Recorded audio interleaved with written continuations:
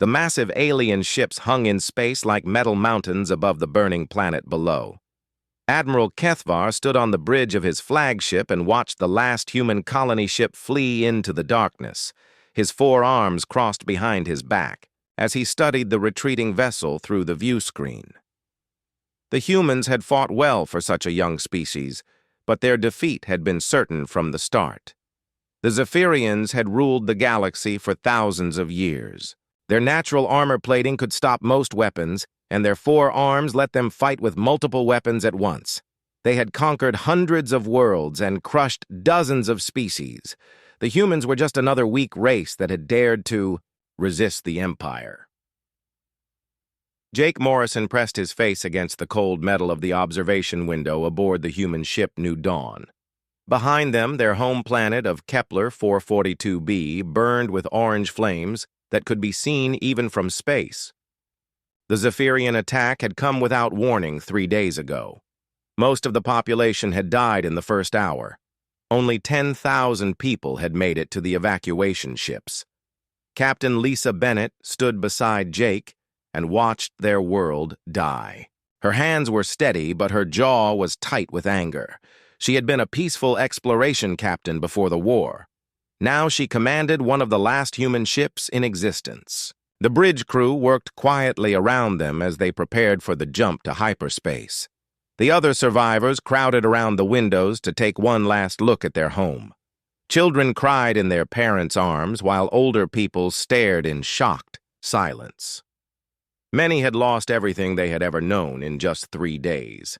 Their cities were rubble, their families were dead, and their future was uncertain.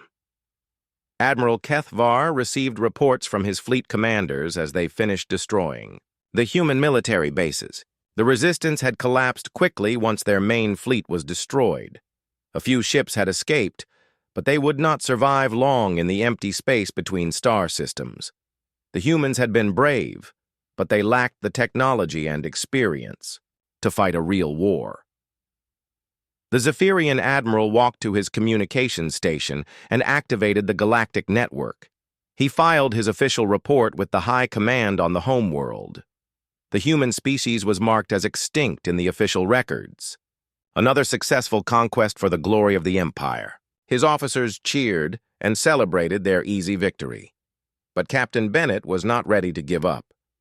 She gathered her senior officers in the ship's small meeting room as they traveled through hyperspace. The other colony ships had scattered in different directions to avoid being tracked. Each ship carried a few thousand survivors and enough supplies to start a new settlement somewhere in the galaxy. The ship's engineer, Katie Walsh, spread out star charts on the metal table. She had been studying the galaxy's outer rim, where no major powers held territory. There were ice moons and asteroid fields that could hide small colonies. The Zephyrians would not waste time searching empty space for a few thousand refugees.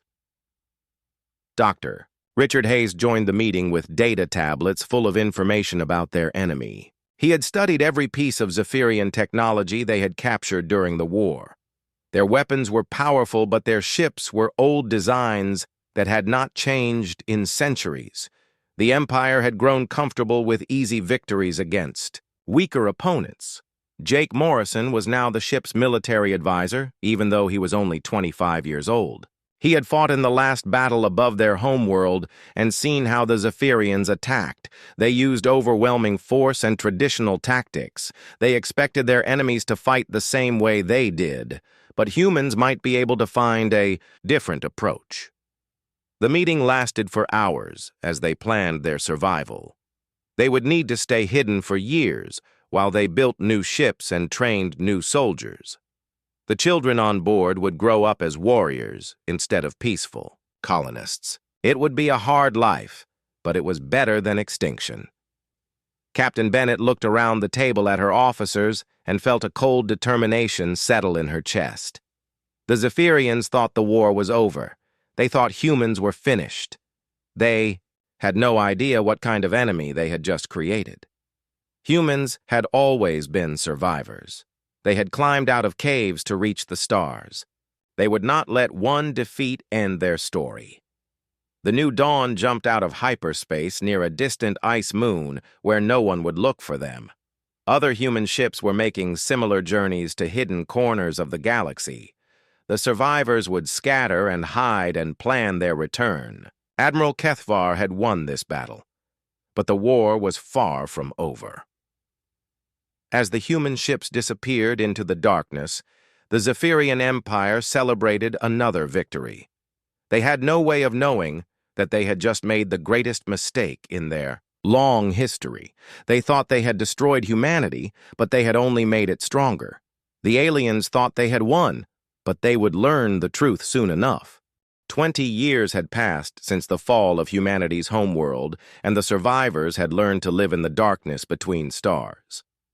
The ice moon of Titan VII had become their main research base, where Dr. Richard Hayes worked day and night in his underground laboratory. The walls were carved from solid ice and lined with metal panels salvaged from crashed Zephyrian ships. Dr. Hayes had aged 20 years in the frozen tunnels, but his mind was sharper than ever. He studied every piece of alien technology they could find. Broken weapons, damaged armor plates, and computer systems from destroyed Zephyrian vessels filled his workshop. Slowly, he began to understand how their enemy's technology worked, and more importantly, how it could be defeated. On the converted mining station called Defiance, Commander Alex Turner trained the next generation of human warriors. These were not the peaceful colonists who had fled Kepler 442b 2 decades ago. They were the children of refugees who had grown up hearing stories of their lost home. They knew nothing but war and survival, and they were hungry for revenge. The training rooms echoed with the sounds of combat as young soldiers learned to fight in zero gravity. They moved like dancers through the air, using handholds and magnetic boots to change direction instantly. Their weapons were lightweight but deadly, and their armor was designed for speed rather than protection. They fought like no other species in the galaxy. Alex Turner watched his students practice and felt proud of what they had become. He was 45 years old now and had spent half his life preparing for the war that would come. His body was scarred from countless training accidents and real battles with alien pirates. His students called him Old Iron because nothing seemed able to break him. Meanwhile, engineer Katie Walsh had made the most important discovery in human history. Deep in the asteroid field that had once protected their homeworld, she found the wreckage of an ancient ship. It was older than the Zephyrian Empire and made from materials that should not have existed. The technology inside was beyond anything either species had ever encountered. Katie spent months carefully exploring the ancient vessel. Her engineering team worked in total silence to avoid attracting attention from passing Zephyrian patrols. What they found changed everything they thought they knew about the galaxy. The ship belonged to a race called the Forerunners, who had vanished millions of years ago. The Forerunner technology was like magic compared to anything humans or Zephyrians used. Their weapons could tear holes in space itself. Their shields could make objects exist in two places at once. Most importantly, their navigation systems contained maps showing the location of other hidden caches throughout the galaxy. Back on Titan VII, Dr. Hayes examined the first Forerunner artifacts with trembling hands. The materials were impossibly light, but stronger than anything he had ever tested. The power sources generated energy without any visible fuel. The computer systems responded to thoughts rather than physical controls. This technology could change the balance of power in the galaxy. Captain Lisa Bennett now commanded all human military forces from her headquarters on the hidden world of Haven. She was 50 years old, and her brown hair had turned gray during the long years of exile. Her officers were the surviving veterans of the original war, mixed with younger commanders who had proven themselves in raids against Zephyrian outposts. The human fleet had grown slowly over 2 decades. They built ships in hidden asteroid bases using salvaged materials and stolen technology. Each vessel was designed for hit-and-run attacks rather than traditional space battles. They were fast and hard to detect, but carried enough firepower to destroy much larger enemy ships. Commander Stephen Rogers led the fleet's intelligence division from a base hidden inside a hollow asteroid. His agents had spent years infiltrating Zephyrian territory and studying their military. The alien empire had grown weak and careless during 20 years of peace. Their technology had not improved, and their soldiers had grown soft fighting minor pirate raids. The Zephyrians believed humans were extinct and had stopped looking for survivors years ago. This gave the human fleet freedom to move through empty space and establish bases in remote star systems. They raided alien cargo ships for supplies and captured military vessels to study their technology. Dr. Maya Johnson had joined the engineering team as a young graduate student and was now their leading expert on faster-than-light travel. She had cracked the secrets of Forerunner jump technology and found ways to modify human ships to use it. Soon they would be able to appear anywhere in the galaxy without warning. Weapons specialist Carlos Martinez had spent 15 years developing new ammunition that could penetrate Zephyrian armor. His latest designs used Forerunner principles to create bullets that existed in multiple dimensions at once. They could pass through solid matter and strike targets that should have been protected. The scattered human colonies stayed in contact through secret communication networks that used Forerunner quantum technology.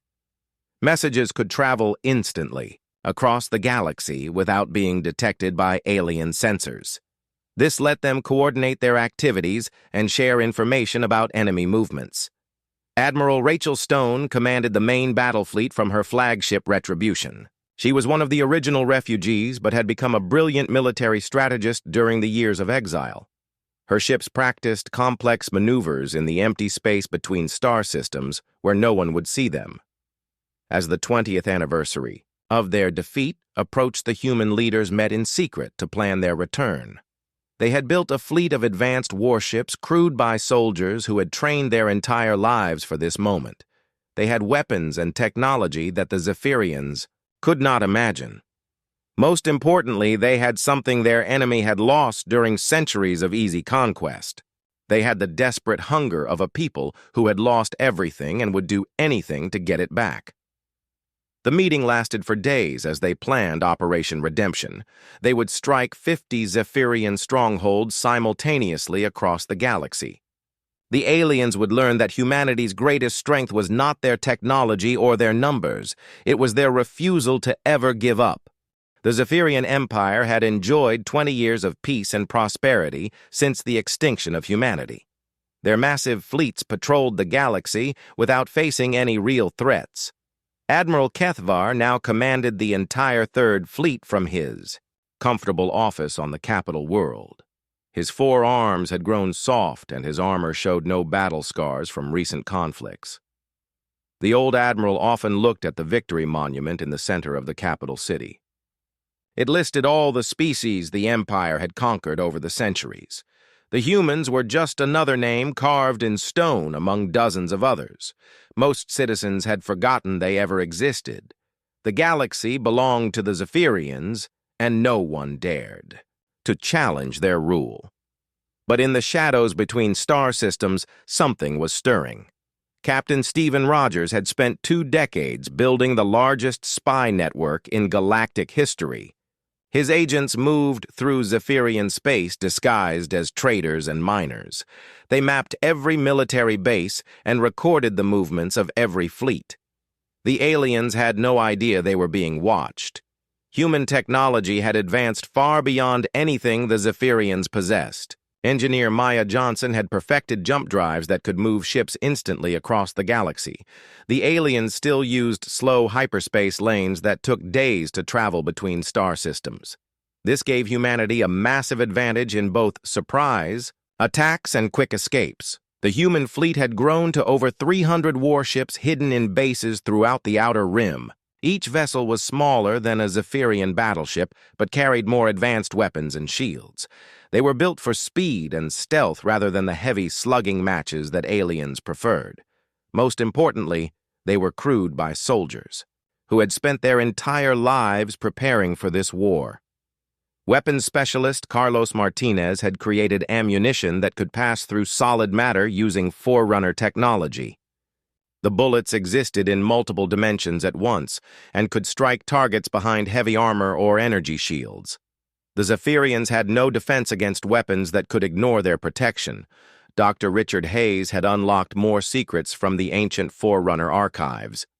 Their technology was millions of years more advanced than anything in the current galaxy. Humans could now build shields that bent space around their ships and sensors that could see through time itself. The aliens would face enemies they could not understand or predict. Admiral Rachel Stone stood on the bridge of her flagship Retribution and reviewed the final battle plans. Operation Redemption would begin in 72 hours with simultaneous attacks on 50 Zephyrian strongholds. Every human ship would strike at exactly the same moment across thousands of light years of space. The aliens would have no time to react or coordinate their defenses. The target list included major fleet bases, supply depots, and command centers throughout Zephyrian territory. Each strike force knew exactly where to hit and how to escape before enemy reinforcements could arrive. They had studied their targets for years and knew every weakness in the alien defenses. Commander Alex Turner led the ground forces that would capture key installations on occupied worlds. His soldiers were trained in tactics that no other species had ever seen.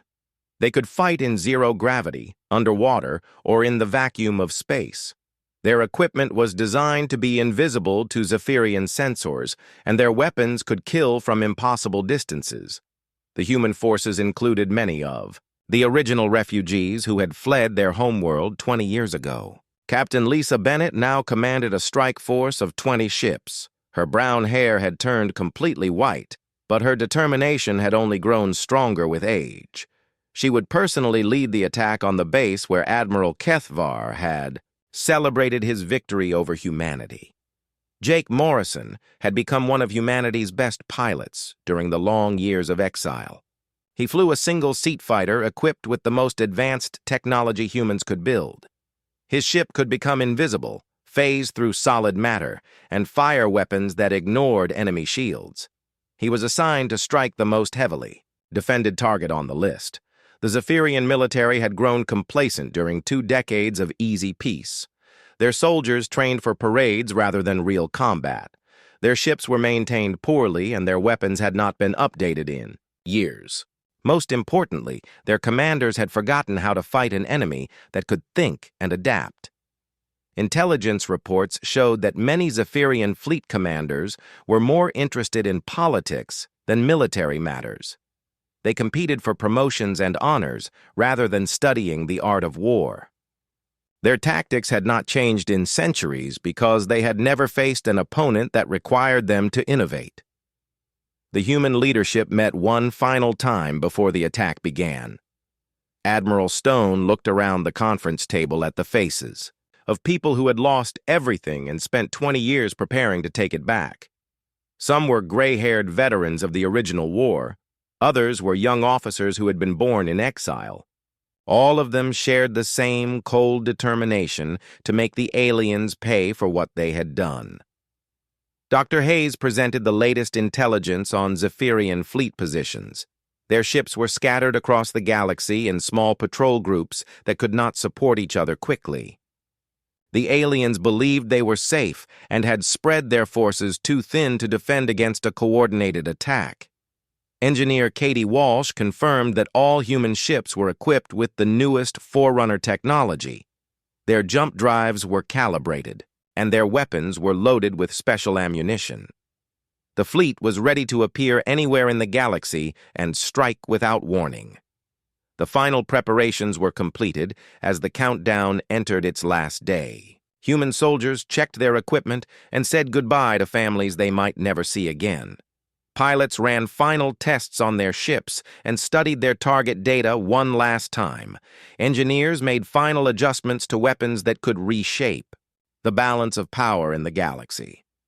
Admiral Stone stood alone on the observation deck of her flagship and looked out at the stars where the human fleet waited in darkness. Tomorrow they would remind the galaxy that humanity never stayed down.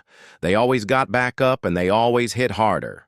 The Zephyrians thought they had won 20 years ago, but they were about to learn how wrong they had been. The attack began at exactly 0600 Standard Galactic Time across 50 star systems simultaneously. Zephyrian patrol fleets found themselves facing ships that appeared from nowhere using technology they had never seen before. The human vessels materialized out of empty space and opened fire with weapons that ignored shields and armor. Admiral HFY was eating breakfast in his quarters when the first emergency reports reached his flagship. His communications officer burst into the room with a look of panic on his face. Multiple human fleets were attacking bases throughout the third sector. The species they had marked as extinct 20 years ago had returned with a vengeance. The old admiral dropped his eating utensil and rushed to the bridge. His command screens showed red warning lights across dozens of star systems. Zephyrian bases were going dark one by one as human strike forces overwhelmed their defenses. The impossible was happening, and HFY could not understand how. On the frontier world of Nexus Prime, Commander Ben Taylor led the first human ground assault in 2 decades. His soldiers moved through the alien base like ghosts using stealth, technology that made them invisible to Zephyrian sensors. Their weapons fired bullets that could pass through walls and strike targets hiding behind cover. The Zephyrian defenders had trained for conventional warfare, where enemies attacked from obvious directions. They were not prepared to fight soldiers, who could become invisible and shoot through solid matter. Their heavy armor was useless against weapons that ignored physical barriers. Within hours, the entire base had fallen to a force 1/10 their size. Jake Morrison piloted his advanced fighter through the defensive grid around the military shipyard at Kepler Station. His ship phased through energy barriers and fired missiles that could home in on targets from multiple dimensions. The Zephyrian fleet tried to intercept him, but their sensors could not track a vessel that existed in several places at once. The shipyard's defensive platforms opened fire with massive energy, cannons, but the beams passed harmlessly through Jake's fighter. He returned fire with weapons that materialized inside enemy ships and exploded from within. 12 Zephyrian battleships were destroyed in as many minutes without ever hitting their target. Admiral Vorthak commanded the largest Zephyrian fleet in the Cygnus sector when the human attack began. His 300 ships were spread across 5 star systems on routine patrol. He tried to gather his forces for a traditional battle, but the humans refused to fight conventionally. They appeared from hyperspace, struck vital targets, and vanished before his ships could respond. Human Fleet Commander Derek Brooks used tactics that no Zephyrian had ever encountered.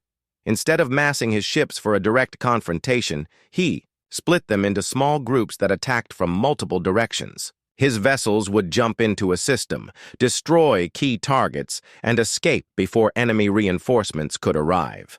The Battle of Cygnus lasted only 6 hours, but resulted in the complete destruction of Vorthak's fleet. The humans lost only 3 ships while eliminating nearly 300 alien vessels. The victory was so one-sided that other Zephyrian commanders refused to believe the reports. Captain Lisa Bennett led the attack on the base where Admiral HFY had celebrated humanity's defeat 20 years ago. Her strike force jumped directly into the system and engaged the orbital platforms with weapons that fired through time itself. The aliens found themselves under attack by shots that had been fired seconds before the human ships even arrived. The base commander tried to surrender, but Bennett's fleet ignored all communication attempts.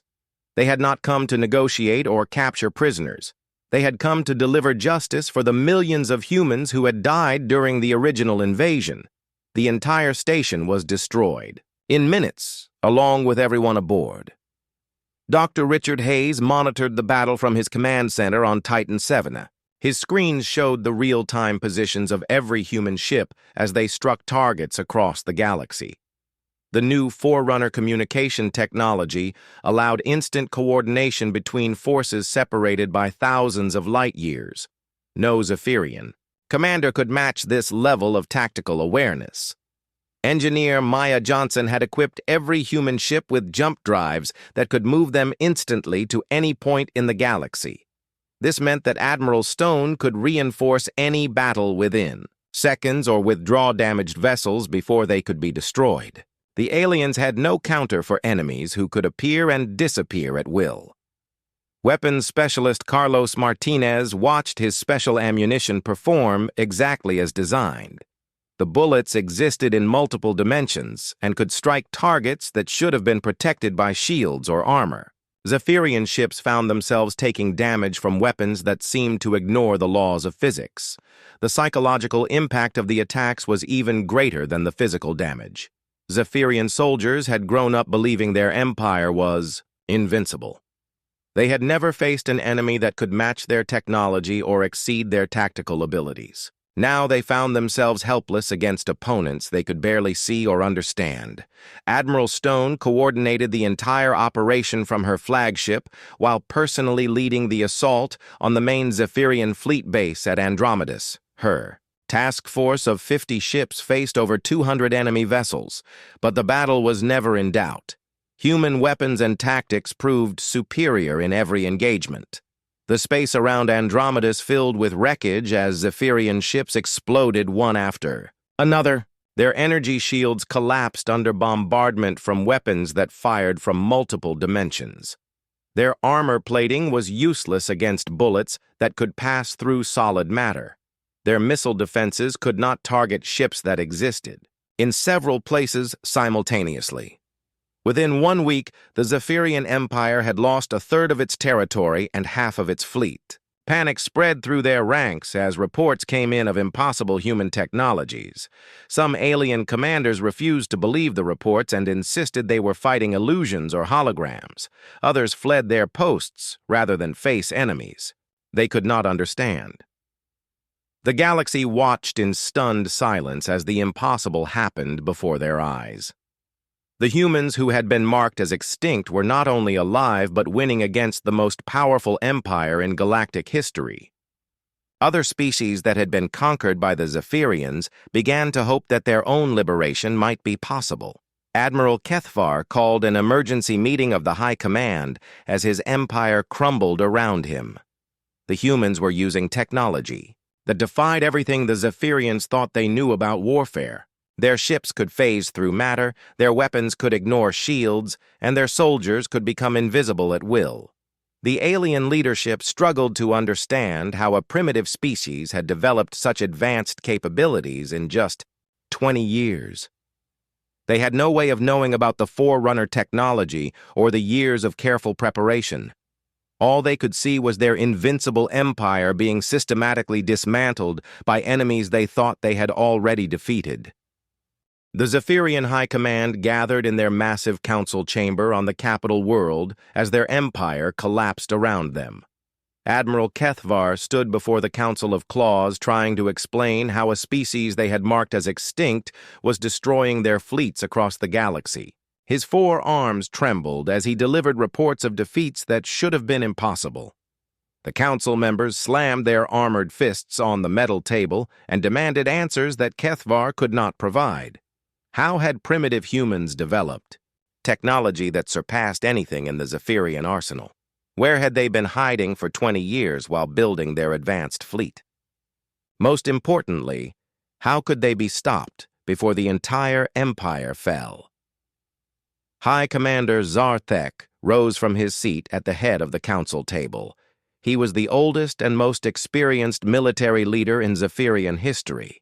His scarred armor showed the marks of 100 battles fought across the galaxy. If anyone could find a solution to the human problem, it would be him. The ancient warrior activated a holographic display that showed the current state of the war. Red zones marked territories that had fallen to human forces. Yellow areas indicated systems under attack. Only a few green sectors remained under full Zephyrian control. In just 2 weeks, humanity had conquered more territory than most species managed in centuries. Zarthek studied the tactical data with growing concern. The humans were not fighting like any enemy the Zephyrians had ever faced. They used hit and run tactics instead of direct confrontation. Their ships appeared from nowhere and vanished before counterattacks could be launched. Their technology seemed to ignore basic laws of physics. The High Commander made a decision that shocked everyone. In the chamber, he ordered the activation of the Planet Killer, a massive dreadnought that had been kept in secret storage for over 1,000 years. The weapon was capable of destroying entire worlds and had never been used because no enemy had ever required such extreme measures. The Planet Killer was 10 times larger than any other ship in the Zephyrian fleet. Its main weapon could focus enough energy to crack a planet's crust and boil away its atmosphere. The ship was heavily armored and carried enough firepower to destroy 100 smaller vessels. If the humans wanted to fight with advanced technology, then the Zephyrians would respond with overwhelming force. Admiral Kethvar was given command of the ultimate weapon, with orders to use it against human civilian targets. If the aliens could not defeat the human military, then they would force a surrender by threatening innocent lives. The first target would be New Terra, a human colony world with 2 million civilians. The Planet Killer jumped into the New Terra system accompanied by 50 escort ships. The human colony had minimal defenses and could not possibly resist such overwhelming force. Admiral Kethvar sent a message to all human military commanders demanding their immediate surrender or he would destroy the planet. Admiral Stone received the ultimatum aboard her flagship and felt cold anger settle in her chest. The Zephyrians were threatening to murder millions of innocent people rather than face defeat in honest combat. This proved that they had learned nothing from 20 years of believing they were superior to all other species. But humanity had prepared for this possibility. Dr. Richard Hayes had been working on the ultimate application of Forerunner technology for months. The device was small enough to fit in a single fighter, but powerful enough to create a quantum singularity that could destroy any target. The only problem was that the pilot would not survive the mission. Captain Tony Mitchell volunteered to carry the weapon without hesitation. He was 30 years old and had spent his entire adult life preparing for this war. His parents had died during the original invasion, and he had no family waiting for his return. If his sacrifice could save 2 million innocent lives, then he considered it a fair trade. The small fighter launched from the hidden base on Titan 7 and jumped directly into the New Terra system. Tony's ship was barely visible on Zephyrian sensors and appeared to be just another piece of space debris. The aliens paid no attention to a single fighter when they were focused on the planet below. Admiral Kethvar stood on the bridge of the Planet Killer and watched the countdown to firing sequence. His main weapon was charging power that would turn the human colony into molten rock. He felt no regret about the millions who would die. They were enemies of the Empire and deserved whatever fate awaited them. Tony Mitchell guided his fighter through the defensive perimeter around the massive alien ship. His stealth systems kept him invisible while he approached the target. The Forerunner device in his cargo bay hummed with energy that could tear a hole in space itself. His final transmission was simple and direct. The explosion that followed was unlike anything seen in galactic history. The quantum singularity device created a controlled black hole that lasted for exactly 3 seconds. The Planet Killer and its entire escort fleet were crushed into a point smaller than an atom before the singularity collapsed and vanished. The resulting energy wave disabled every Zephyrian ship in the system and could be detected from star systems hundreds of light years away. More importantly, it sent a clear message to the galaxy that humans would go to any length to protect innocent lives. No sacrifice was too great when faced with enemies who threatened genocide. The destruction of the Planet Killer broke the spirit of the Zephyrian military. Their ultimate weapon had been destroyed by a single human fighter carrying technology they could not understand. If their most powerful ship was helpless against human weapons, then what hope did the rest of their fleet have? Admiral Kethvar survived the explosion, but his flagship was crippled and drifting in space. Half his crew was dead, and the rest were in shock from witnessing the impossible. His communication systems were damaged, but he could still receive reports from other sectors. Every message brought news of more defeats and more human victories. High Commander Zarthek realized that conventional warfare could not stop the human advance.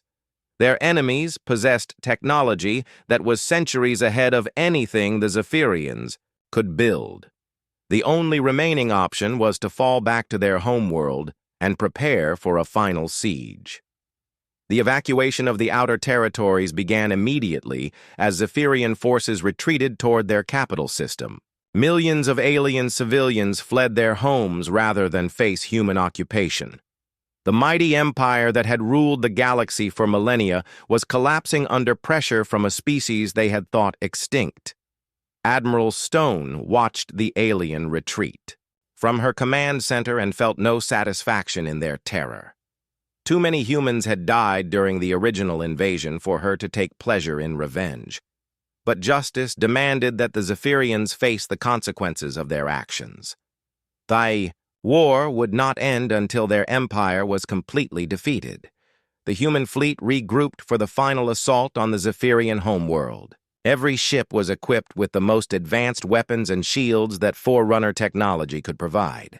The soldiers who would fight in this last battle were the best humanity had ever produced. They had trained their entire lives for this moment and would not be denied their victory. As the human armada prepared to jump into the enemy capital system, the galaxy held its breath. The most powerful empire in history was about to face final judgment from a species they had tried to exterminate. The aliens had thought they won when they destroyed humanity's homeworld, but they were about to learn how completely wrong they had been. The final battle began above the Zephyrian homeworld of Kethnara, as Admiral Stone led the human fleet in a direct assault on the heart of the alien empire. 500 human ships faced over 1,000 Zephyrian vessels in the largest space battle in galactic history. The planet below was surrounded by massive orbital defense platforms that had protected the capital for centuries. High Commander Zarthek commanded the defense from his flagship in the center of the alien formation. He had gathered every remaining ship in the Empire for this last stand. If the humans could be stopped here, then perhaps the Zephyrians could negotiate some kind of peace treaty. If not, then their civilization would come to an end after ruling the galaxy for thousands of years. Admiral Stone stood on the bridge of her flagship Retribution and studied the enemy fleet through the main view screen.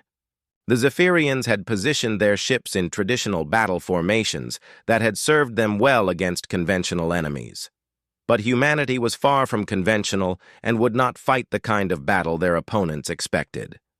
The human attack began with a coordinated strike against the orbital defense platforms. Jake Morrison led a squadron of advanced fighters that could phase through solid matter and appear inside enemy structures.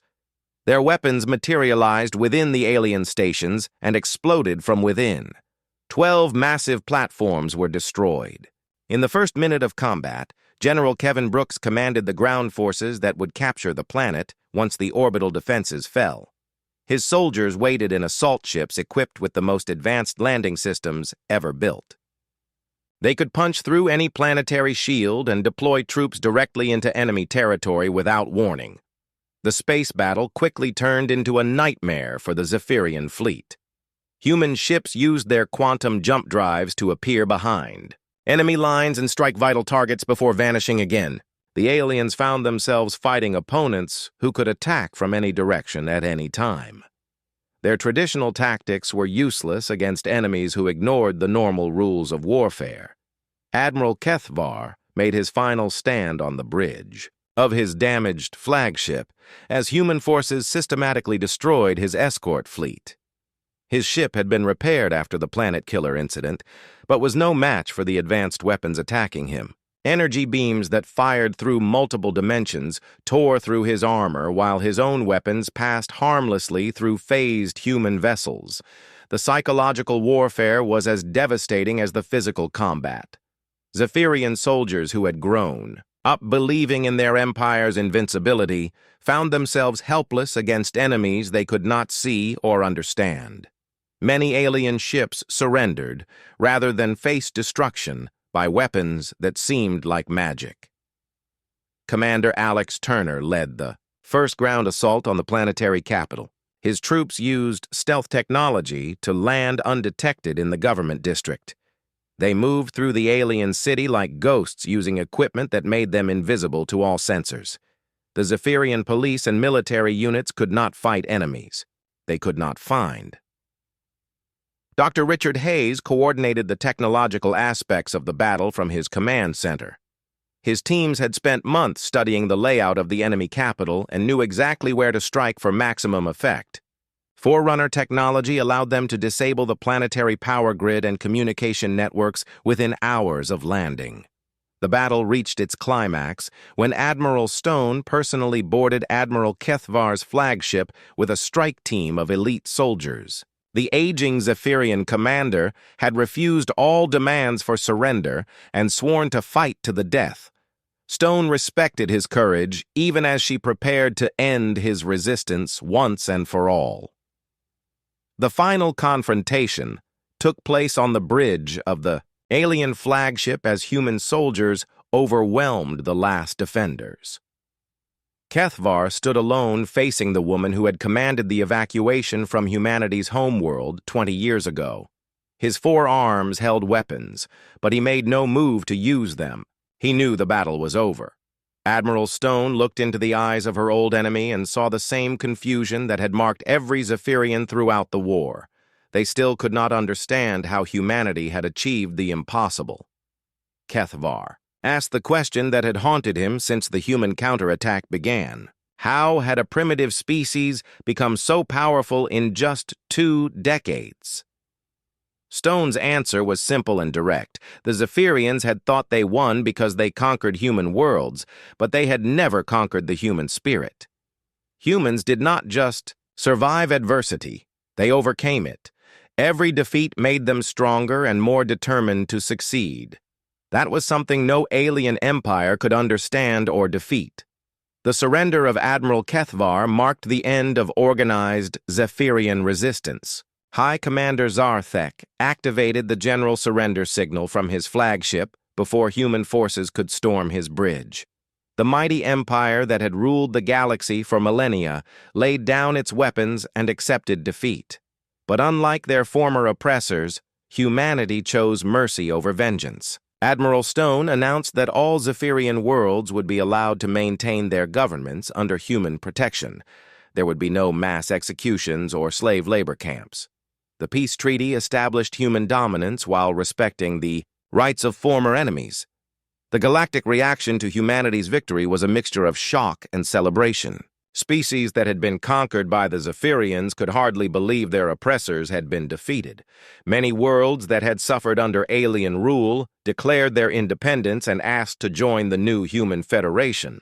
Captain Lisa Bennett stood beside Admiral Stone on the balcony of the former Imperial Palace, which now served as headquarters for the Human Galactic Federation. Both women remembered the day 20 years ago when they had fled their burning homeworld as refugees. Now they commanded the largest military force in galactic history. The reconstruction of the galaxy began immediately as human engineers worked to repair the damage caused by centuries of Zephyrian occupation. Advanced technology was shared freely with former enemy worlds. Medical supplies and food were distributed to populations that had suffered during the war. The goal was to build a better future for all species. Dr. Hayes established research centers on dozens of worlds where human and alien scientists could work together to unlock the remaining secrets of Forerunner technology. The ancient artifacts held knowledge that could benefit every species in the galaxy. Cooperation would achieve more than conquest ever could. The memorial to fallen species was completed 1 year after the war ended. The massive structure could be seen from orbit and bore the names of every civilization that had been destroyed by the Zephyrian Empire over the centuries. The inscription visible from space read simply, "Never again," in the languages of 100. Worlds. Children who had been born during the long exile now served as ambassadors and teachers throughout the galaxy. They carried the lessons humanity had learned during 20 years of struggle. Determination could overcome any obstacle. Cooperation was stronger than conquest. Most importantly, no species should ever be written off as defeated while a single survivor remained alive. Admiral Stone often walked through the gardens of the former Imperial Palace, where human and alien children played together without fear or hatred. The galaxy had learned an important lesson about underestimating a species that had nothing left to lose and everything to fight for. The Zephyrians had thought they won when they destroyed humanity's homeworld, but they could not have been more wrong. The future belonged to those brave enough to fight for it and wise enough to share it with others. Humanity had proven that survival was not enough. True victory meant building something better than what came before. The galaxy was finally at peace and ready to reach for the stars together.